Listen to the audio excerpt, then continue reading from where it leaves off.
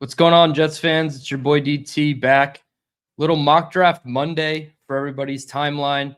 This will be hitting the Believe feed either Monday afternoon or Tuesday morning. Appreciate everybody for helping me get to 1,400 subs. So we're going to do a 4-round mock draft here. No trades. The Jets currently picking at 2 and 16 in the first round, 33 and 44 in the second round, and then 103 in the fourth round. So using PFF's mock, fire it up. 1-1, no surprise, Fernando Mendoza to the Las Vegas Raiders. Tom Brady's love of Fernando Mendoza, the way he's talked about him, plus the obvious need at the position in Vegas is a seamless fit. Fernando goes to the Raiders. Hopefully, they put a good offensive line around him. Now, with the Jets' second pick, we're not going to be doing trades, but the few positions that we are going to look at are wide receiver, edge, linebacker because of Arvell Reese, and safety because of Caleb Downs. So looking at the top of the board, we have Caleb Downs as PFF's number 1 ranked player, Arvell Reese as their number 3. Then we get into the edge rushers, Ruben Bain and David Bailey at 5 and 6. Wide receivers, Jordan Tyson and Carnell Tate come in at 7 and 8. Makai Lemon at number 11 overall, and Keldrick Falk at 13. You could say Sonny Styles, talent-wise, is worth the second overall pick. Not sure if I would want to reach that high for an off-ball linebacker. So we'll say Sonny Styles for number 2 is not into the equation. Now, you can convince me that the Jets specifically could go Ty Simpson at this pick, even though Ty Simpson is all the way down at the 33rd ranked player on their big board. You can justify taking a swing at quarterback if you think he's going to be a franchise guy and a top half of the league passer in his rookie contract. Again, that's not going to be the case for this specific mock draft. So I'm going to focus in on the edge rushers and Arvell Reese, and then the wide receivers. So no Caleb Downs and no Sonny Styles at number 2. I would then look even deeper at philosophically what the Jets want to do on defense. A lot of the defensive coordinators are coming from more of a 3-4 system, and that is more of what AG runs. So we could look at the slighter edge rushers like David Bailey in this spot. I think that wouldn't be a reach, right? Arvell Reese could also be considered in that category as more of an undersized edge, even though he gives you more tweener abilities as off-ball linebacker. And then if they are going to stick with the 4-3, you could go with a Ruben Bain or a Keldrick Falk out of Auburn. Obviously, we don't know who the DC hire is, so that makes this pick slightly tougher if you're going on that side of the ball. But I am going to stick and pick Ruben Bain here from Miami.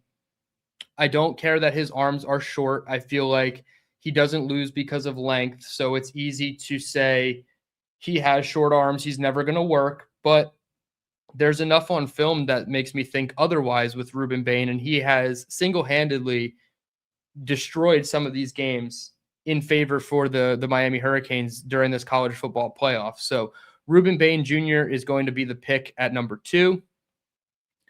Then at number 3, Caleb Downs goes to the Cardinals, somebody we were eyeing. The Giants grab Arvell Reese. Washington grabs David Bailey. The Saints grab Carnell Tate. The Bengals grab Makai Lemon. So a lot of the guys that we were looking at number 2 are now gone for us at 16. Jordan Tyson goes to the Dolphins at 11. And that really leaves us with Keldrick Falk as one of the only other answers from number 2. And obviously Keldrick Falk was the lowest rated of the edge rushers. So if you want to convince me you go at a different position and then take an edge like Keldrick Falk, if he falls to 16, you can absolutely do that. But in this mock, we took Ruben Bain. So now we're going to come back, and instead of forcing a wide receiver pick or a cornerback pick, which I feel like is a sneaky need for the Jets, maybe in rounds 2 or rounds 4, for this team. I am going to go ahead and take the swing on a franchise guy in Ty Simpson at pick 16.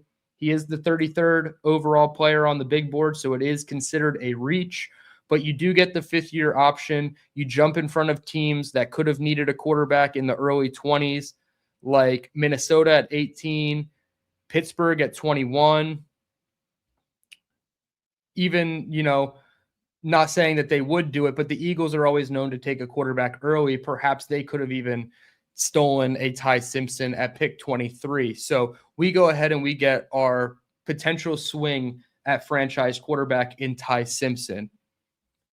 Now in the second round, we have the most coveted pick, number 33. If anybody wanted to call and trade up, we would have the best spot to do it. Not seeing anybody that would garner that type of praise to be called upon in this scenario. So we are going to stick and pick again. Looking at wide receiver, looking at linebacker, even looking at cornerback once again. I think I want to stay with wide receiver or linebacker, even though a guy like Brandon Cisse from South Carolina was mocked to the Jets in the first round. So we're going to pass on cornerback. We're going to look at wide receiver and linebackers. And I think my decision right now comes down to Elijah Surratt or Anthony Hill. Now, I do like the other names at wide receiver that are currently available. Chris Bell, even though he has the ACL injury, and Jeremy Bernard from Alabama at wide receiver as well. I don't love Deontay Lawson from Alabama at linebacker. So what we're going to do is take Anthony Hill, linebacker out of Texas, because the scarcity at the position leads me to believe that at 44, we'll be able to get a guy at a different position that we feel is just as good. So Surratt, Chris Bell, and Jeremy Bernard all went before the Jets pick at 44. So we do have to pivot off wide receiver, which I hate having to put off that need because it is so glaring for the Jets. But I'm not going to force Omar Cooper Jr. or Jacoby Lane in this instance. So what we are going to do is we are going to take offensive guard Emmanuel Prignon from Oregon. He's somebody I've talked about before on the channel. He is our guy Dom C's second-rated interior offensive lineman, so I think it's certainly worth the swing there. It wasn't a reach in terms of PFF. They had him at 42. We took him at 44. So regardless of what they do with John Simpson and AVT, you at least have insurance policy in Prignon as a guard who could play both sides. He even played a little bit of tackle in a pinch for the Ducks. So now coming all the way down, huge weight between 44 and 103. Obviously, a lot of players off the board that the Jets would be entertaining if they had a third-round pick, of course. But looking at the board now, we see a lot of cornerbacks, safeties, a few wide receivers, a tight end, and halfbacks really dominating the top of this board. I see somebody here going back to a school I already took from in the second round in Texas. I'm going to grab Malik Muhammad, the cornerback. Didn't think he had the best year in 2025, but his 2024 campaign for the Longhorns was certainly a good one, and he will be attending the Senior Bowl down in Mobile next week. So I will get eyes on Malik Muhammad and have more in-depth analysis on that as early as next week. But we are going to go ahead and take Muhammad here at pick 103. That leaves us with a final PFF grade of a B. They basically gave every pick a B or a B plus, and then we have one B minus in Prignon. I feel like this is not the greatest mock draft. This is just one of many that we are going to do on the channel, but I do think this is accurate in terms of positions that they could attack. Obviously, you can, nitpick that I didn't take a wide receiver. I probably could have taken one at 2, but then I felt like you're forcing it. And I also did reach at the quarterback on this one. So I wanted to come away with a quarterback. I wanted to come away with an edge rusher. I feel like you can attack wide receiver via free agency and trade.